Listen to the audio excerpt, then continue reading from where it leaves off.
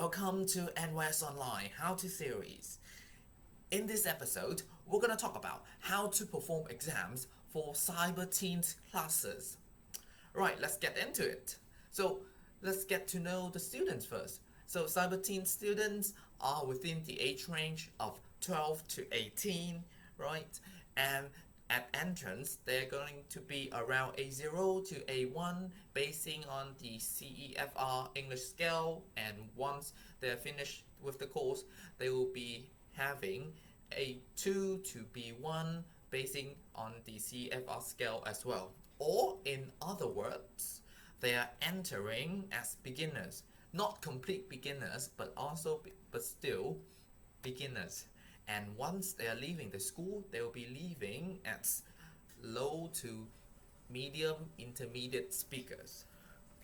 Right, and also in this episode, I will be sharing with you a very cool tool that will help you navigate yourself through an exam. Let's get started, shall we? So, first, there are 3 simple steps to a cyber teens or CT exam. First, self-introduction, second, conversation, and third is the scoring sheet. So, in order to perform the exams, we need to look at the cool new tool. And here we have it. So, on the top row, the top 2 rows, we're going to learn what content they are learning within their level. So let's get CT1 for example. With CT1, they're going to be talking about all of the environment around them. They're going to be having self-introduction, personal possessions, family members, houses, and jobs in different countries. Right, and also in this sheet, we're going to learn what grammar contents have they learned in that level. So they have learned present to be, they have learned days, there are, this is, that is, and prepositions of places. Right, and so that is what you need to understand before any exams. You need to understand what's inside that level. Once you're done, we move on to part 1, which is called self-introductions. So for self-introduction, being CT1, they are not very confident with their English. So therefore, we need to have some guide questions for them in order to help them say their name, age, location, and family.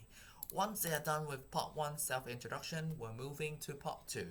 But before we move deeply into that part, we need to understand, is there anything special about part 2? So first we need to understand the conversation type. So for the conversation type, we're going to have them in 4 different types. First one being simple questions and answers. Then we're going to have long answers, discussions, and deep discussions. Of course, for the lower level, their English is not there. Their knowledge is also not mature, and therefore we cannot expect them to do anything more than just simple questions and answers. And because they are simple questions and answers, there are clear guides on what to ask. Right, so and in order to make it sounds like a normal natural conversation, we try to lead in right after the self-introduction. So let's say part 1 ended with family, right? So we're gonna move on and choose set 1, leading in from family questions from part 1. What does your do? Like your father, your mother? Alright, and if they are stuck understanding the questions, we're gonna give them some extra guides, like in suggestion. For example, we're gonna be saying like doctor, teacher, and if even that didn't help them, then you're gonna be having a TA. The TA will help you translate the questions in order for the student to answer the questions. Of course, their score are not gonna be as high, but at least we know that he was able to produce. Right, so even with the first questions, we're already having 3 different grades. The first one being answering instantly, and then second one being able to answer with suggestion, and then last one having someone to translate for that particular student to answer, and lastly, even with the translation, the student couldn't answer. So, and that will bring us to our scoring guide here. Right, so if they have no answer, that is a 50 or maybe 55. If it took them a little bit of time, a little bit of translation, 60, 65. If they were able to answer, maybe needed some suggestion, we're going to be giving them 7 to 75. And then if they answered instantly, they're getting 80. Right, but the maximum score is 100. So what do we do? Right, this is where the extra come in. So the extra, for example, for reaction, we're looking at eye contact. Are they making eye contact? Are they speaking with great volume? You can tell if they're confident or not. Let's say if they're speaking like this, I'm not so confident. They're not getting that extra 20. But let's say they're speaking loud, clear, and they're looking at you the whole time they are saying that sentence. Of course, they're getting that extra 20. 80, 20, that's 100. Right. So, and as they're going through the questions and answer, you'll be also judging them basing on the pronunciation, grammar, structure, and vocabulary. And that was the 5 criteria, the 5 basics criteria of the Cyber Teens exam. Right. So once you're done scoring them, of course you're gonna write the number, right? You're gonna write 80 over 100, 90 over 100, maybe if that student was really bad, 50 over 100, right? But also do include the reason why that student received that score for that criteria. So let's take grammar, for example. In CT1, he or she learned these contents, right? And he or she was able to use there is, there are, this is, that is perfectly with great consistency. That's an 80 for sure. So we're gonna write he was able to blah blah blah correctly. That was great. And if he got more than that, of course we're also gonna be noting in there as well. Oh, and he was also able to use prepositions or places correctly, applied to be perfectly with no mistake. He's getting 100 for sure. And in the case that a student messed up, we're gonna note down what they did wrong. Did they attempt to correct their mistakes or not? So, because we want every student to receive the result they deserve, and we need tangible reason, tangible proof. In case if there are any sort of objections coming from the student side, from the parents side, or even to make sure and to help you improve your judging for future tests, we're going to be also looking at these test result form. And if there are anything that is a little bit difficult to understand, we'll be asking you, or we will be providing you with feedbacks to help you improve in other exams in the future. Right, so please score and the reason why that student deserved that score. Right, and now moving on to the next two. For the next two criteria, ID development and ID connection. For CT1 and 3, we're not gonna be judging them within these two criteria. The reason being they are just not there. Their English level is not there, and their knowledge, being too young, is probably not mature enough to be able to develop any sort of idea, any proper development, not mentioning ID connection. and therefore we save it for CT4 and up.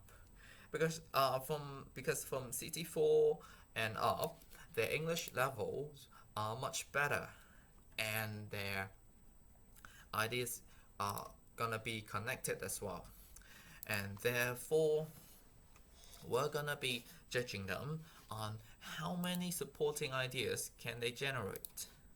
Right, so for example, if they're getting at least 3 supporting ideas, they get for each main ideas with simple questions, they are getting 80. And if they're getting even more than 3, they're getting 10 extra for each supporting ideas after the third one. Same thing, if to see if their ideas are connected or not. For example, let's say they are talking about chicken.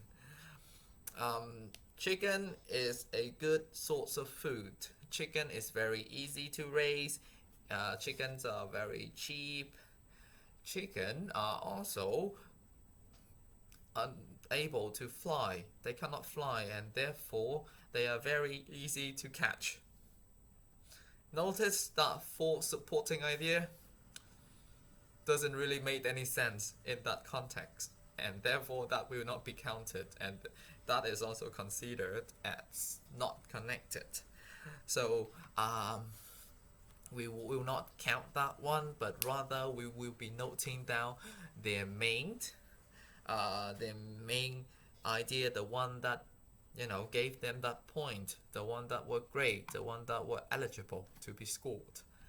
Right, and of course, if they are getting more than 3 supporting ideas, and that the ones that are the extra ones are also well connected, they're getting an extra 10 for each supporting ideas after the third one. Right, and it's going to be the same for the other 2 levels, except for the fact that we will require them for their ideas. They will be able to use higher levels of structure and grammar. They'll be applying compound sentences, or maybe compound and complex sentences when they are developing their idea. Right, and also because on the higher level they will be doing long answer for CT4 to CT6, they'll be doing discussion for CT7 to CT9, and they'll be doing deep discussion. For CT1 to 6, there are very clear sets of questions and guide questions. Even for CT4 and 6, where we require them to have long answers, we will also provide guide questions. Right, but like let's say for this one from CT5, because the nature of the topics, we cannot really provide any guide questions, but we're gonna use WH questions to help them expand their ideas and get into as much details as possible. CT7 and up, there won't be specific guide questions, because the topic and the possibilities for discussion in these topics are quite broad, and it is really based on the teacher's conversational skills to bring the best out of the students on this level.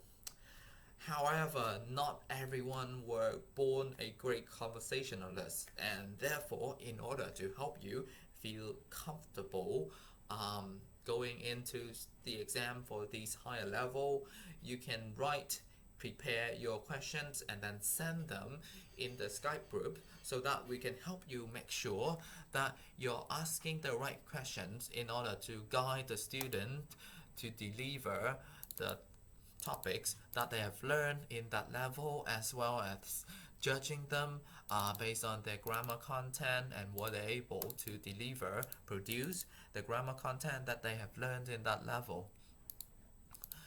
Alright, and that is the final test guide. Once we're done with that, we will proceed to write in the scoring sheet. And in the scoring sheet, here earlier we only saw 7 different criteria, but here we have 8 boxes. So The first 5 again is for CT1 to CT3. The last 2 are not meant for them, right? The last 2 we will start using them for CT4 and up. And then lastly, we have other comments. Other comments is where you tell the student what they need to improve. Not please be specific when you're writing in other comments. Like, please don't say you need to practice a lot more. Even I myself, if I get that sentence, I will be like, yeah, I'm willing to practice more. What am I going to practice? I have no ideas, because I have no ideas what I did right, what I did wrong. I'm just a normal student. I don't know what to practice. Please be specific in what they need to practice, what they need to improve, and lastly, some encouragement in the other comments part. Right, so, and I would like to repeat that. Please be specific in your comments in each criteria. Like, why did that student deserve that score? What content did that student got right? What content did that student use? And what did they get wrong? To make it a little bit easier, down here we have a simplified scoring guide. But please remember what I said in the previous part of the video and base it on the bigger guide, this one, right? And please remember to use it, and like, copy the part that you need and bring it with you into the exam room, because this will help you so much in delivering the exam, and also will help you judge the students' performance accordingly and to give them what they deserve. Alright, thank you for watching. My name is Nathan, and that is how you perform exams for Cyber Teens classes. Have a good day, have great classes, and bye bye.